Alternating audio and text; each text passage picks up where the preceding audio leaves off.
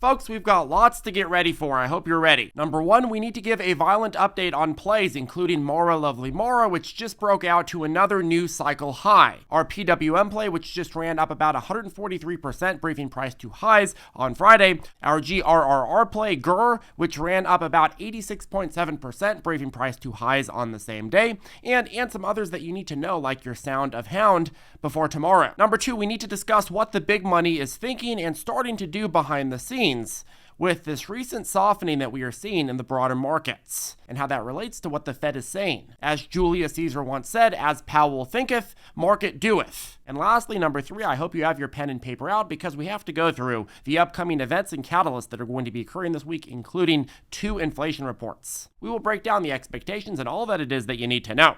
And the only thing I ask in return for all of this is that you hit that ravishing like button, and also don't forget to subscribe. We'll put all the timestamps down below. Let's get right to work. Okay, let's go ahead and start. We're starting with Mara Lovely Mara. So Mara has had some of the most consistent momentum anywhere in the small cap market, going from around $9 to $16.74 in a couple weeks, with heavy, healthy breathing several times around the uptrend. This previous trading week, we presented on Mara and compared it to some of its competitors like your Riot and your HUD 8, and the fact of the matter is that Mara is the most aggressive Bitcoin mining play out there. Not only are they reporting some of the most competitive hash rates and overall production capacity, but they also have the biggest bet on Bitcoin overall, with massive holdings on their balance sheet, more than Riot and HUD 8. Of course, that aggressiveness in betting on Bitcoin is absolutely phenomenal when Bitcoin is going up, and makes Mara a clear outlier during that period. But of course, it is also extra devastating when Bitcoin goes back down. So you gotta weigh the two there. But luckily for Mara Lovely Mara, well, Bitcoin has been able to keep its overall momentum alive and well. And you look at Mara's chart, you are still well within the channel it's built since the uptrend had started back in mid-June. If you see a pushback towards that trend line, I think it's going to get bought up pretty damn quickly, and that could buy it up to a new cycle high,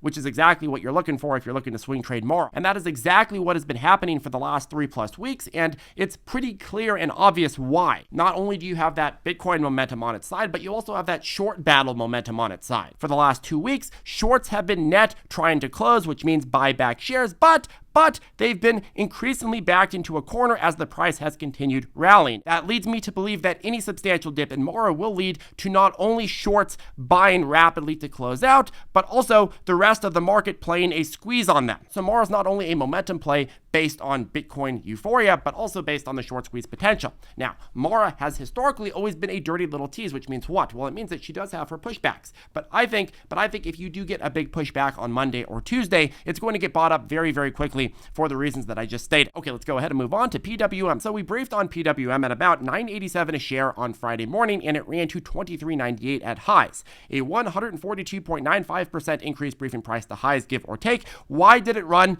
and how did we brief on it as early as we did? Well, this is an asset management firm called Prestige Wealth that just had its initial public offering. The deal was that Prestige's initial planned offering was for $15 million, but they kept cutting it down, and then it ended up having a much smaller IPO at just $5 million. That came alongside a massive reduction in shares being offered, which really lit up the eyes of traders who are like, oof, we have a much smaller float, we have a lot of attention coming in the stock, and the valuation is much lower. And so when we saw it starting to build that momentum in the after hours and then selling off in the pre-market, I expected to see another cycle to the upside, and that's why we briefed on it before it had another 142% run. Now, at the end of the day, these plays can be very, very fun and very, very lucrative, but they're also very, very challenging, right? Because what goes up fast will go down fast. Next, GERD, ticker symbol GRRR. We briefed on it at about 310, and it ran to 579, a 87.7% run briefing price to highs on Friday. Why did we brief on it though? Well, the stock is Guerrilla Technology, and they just signed a contract to deploy a massive smart government project in Egypt. Small unknown company partnering with a big government is a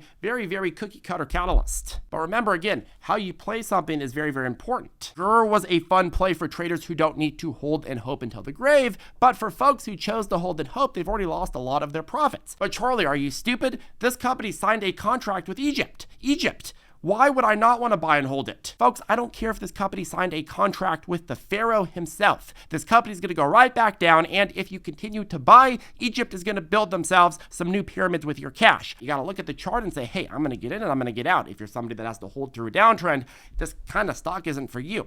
There's lots of other stocks out there. This one probably not. Folks, I try to hammer this home, but you have to make sure that you go into any stock with the right mindset. If it's a catalyst run, something that was just announced that's causing the price to go up, well, that's not something that's going to last forever. That's something that you say, hey, okay, I see it running. I want to take advantage of the run. But then when the run stops, or at least as the run is starting to trend down again, well, that's when I want to start locking in my profits, risk managing, so on and so forth. But anyways, big lesson with PWM and GRRR. Well, it is very, very important to wake up early, look at what catalysts are dropping, and then put them on your radar so that if one continues to brew momentum, well, you're going to be on the front page of that, the front lines, looking to see if that's a good trade or not. And if you'd like to join us before tomorrow's daily morning briefing, well, you still can. I'll put the link to ZipTrader U down below. And I am excited to announce that we are starting our Flash 50 coupon code, a flash sale on ZipTrader U, which will get you 50% off if you just simply put Flash 50 in the little add coupon code spot before checkout. So this is an opportunity to get 50% off our full program, which includes a 10+ hour comprehensive lesson library, our very, very popular private Discord,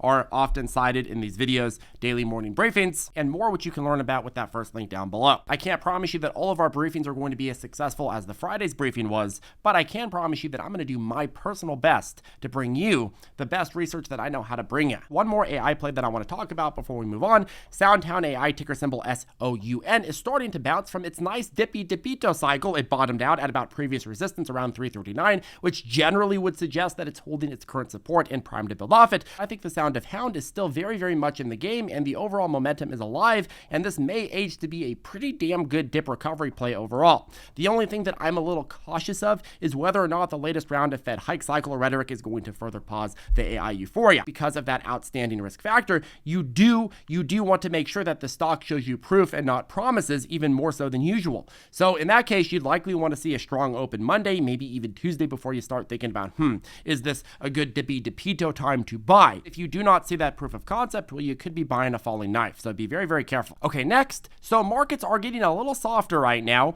You've now not just had one period of running and then failing, but now you are in the second period within the span of 3 weeks where that has happened. Now, last time this same situation happened was really back on March 29th, and you got stuck in a back and forth bounce in a tight range until about May 30th. And then the market took another leap forward. But that was a two-month pause in new cycle highs. Could we be heading into a similar period, if not worse? Well, you open up the chart, you got to remember, folks, we have had a very, very rapid recovery, and much of this is due to expectations that the Fed was about to be finished. And the level of certainty that the Fed is finished at these prices that we're currently at needs to be much, much higher than the level of certainty that the Fed is finished when we were trading back at these prices. Why is that? Well, because now you're paying a much higher premium. It's like buying a used car versus a new car. If you're buying a used car, it comes with a lot more risks than buying a new one. There could be some mechanical issues. The previous owners could have done some hanky-panky in it. So that means that you're only going to consider it if it's at a much lower price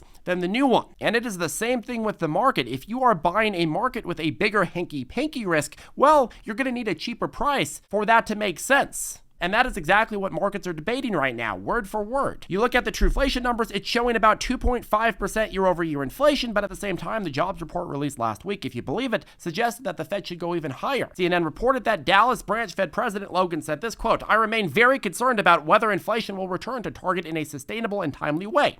I think more restrictive monetary policy will be needed to achieve the Federal Open Market Committee's goals of stable prices and maximum employment." They published this about the jobs report on Friday, quote, "Job gains remain robust, wage growth is still going strong, and unemployment continues to hover near historic lows. That means the job market is still fueling demand in the economy, which the Fed has been trying to slow through rate hikes. And Fed officials have made it clear they think the central bank still has more work to do to bring down inflation, which is still running well above the 2% goal." So you get into the situation where net markets are being guided lower now by this new surge in hawkish rhetoric from the Fed that markets had thought was previously done. Now, at the same time, expectations aren't super high. It's a little bit different when you're going from debating a 50 to 75 basis point hike to debating maybe one or two more 25 basis point hikes. And while markets do almost unanimously expect another 25 basis points at the meeting in 3 weeks, they also think that a year from now, we are going to be lower. So that means they think the peak is almost in for rates, and it's just a question of whether it's going to be 25 or 50 more basis points, maybe at worst 75. Now, will markets ultimately be right on this assessment? Well, it really depends on whether or not inflation inflation resurges and how much the Fed reacts to that. But again, with markets trending towards all-time highs, the issue is that there's less and less margin for error here.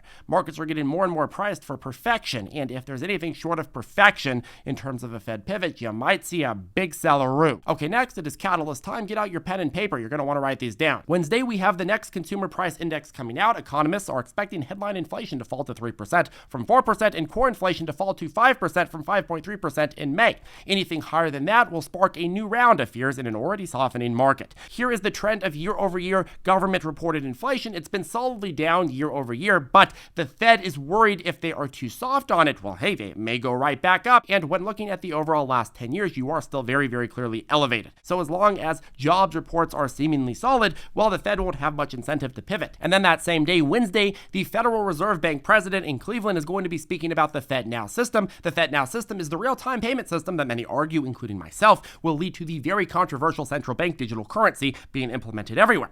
This Fed Now system will be launching at the end of the month, and narrative crafting should commence very, very, very soon. Corporate media will say, hey, you got to be very, very happy about this Fed Now system because we need more centralized control in DC. If you have your own control, that's going to be a big problem. Whether or not you agree with the assessment on Fed Now, you're going to see a lot of people talking about Fed Now around the end of this month. And the narrative crafting will really start aggressively on Wednesday with this Fed branch president talking. Thursday, you have the PPI report coming out, which is forecast to be at 0.4% year over year, a stark fall from 1.1%. And then Friday, you have the consumer sentiment survey showcasing inflation expectations and other key metrics. All of these data points will be incredibly market guiding, and because we are seeing some softening in the broader market, I think will help pick a direction for where the stock market trades heading into the end of summer. Anyways, folks, that caps off today's video. I hope you found value in it. If you did, make sure to hit that ravishing like button and subscribe. If you'd like to take advantage of our 50% off ZipTrader U and get access to our daily morning briefings, the next one comes tomorrow morning. We'll make sure to do that before that expires at the end of the week. Coupon code FLASH50. Have a good one, folks, and we will see you in the next video.